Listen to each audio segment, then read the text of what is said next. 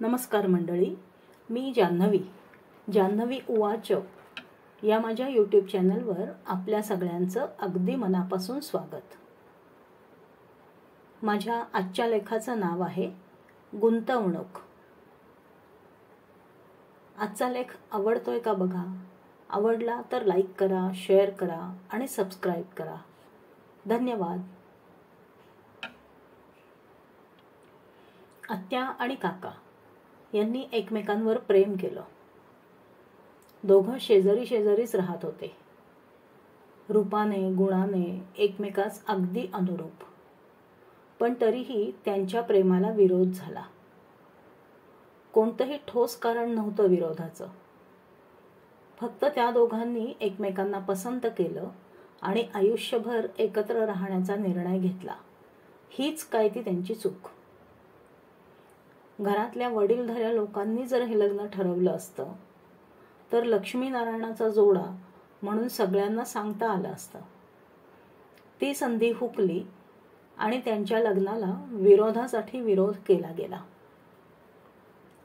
पण ते दोघं ठाम राहिले आणि त्यांनी लग्न केलं. एकमेकांच्या सहवासात ते खूप आनंदात होते. एकमेकांवर प्रेमाचा वर्षाव करत होते. दोघांनी कधीही एकमेकांना आय लव्ह यू म्हटलं नाही किंवा कोणत्याही प्रकारच्या भेटी म्हणजे गिफ्ट्स दिल्या नाहीत. त्यांना प्रेम सिद्ध कधीच करावं लागलं नाही. त्यांना तशी कधी गरजच वाटली नाही.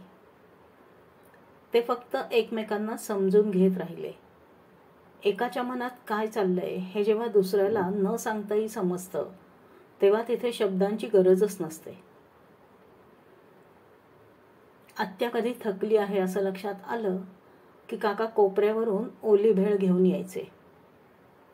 चटकदार भेळ आणि काकांच्या प्रेमाचा मनसोक्त आस्वाद घेतल्यानंतर आत्याची मरगळ कुठल्या कुठे पळून गेलेली असायची. दरवर्षी पाडव्याला साडी खरेदीसाठी काका आत्याला बरोबर घेऊन जायचे. दुकानात काकांना कोणती साडी आवडली आहे हे आत्या चाणाक्षपणे हेरत असे आणि तीच साडी मला हवी असं सांगत असे. काहीही न सांगता न बोलता दोघांनाही सर्व काही समजत असे.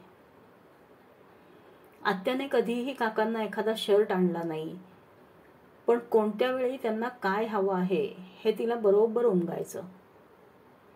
काकांना कधी दडपे पोहे हवे आहेत, कधी खमंग भाजणीचे वडे हवे आहेत आणि कधी त्यांच्या आवडीची सांज्याची पोळी हवी आहे हे आत्या बरोबर ओळखायची.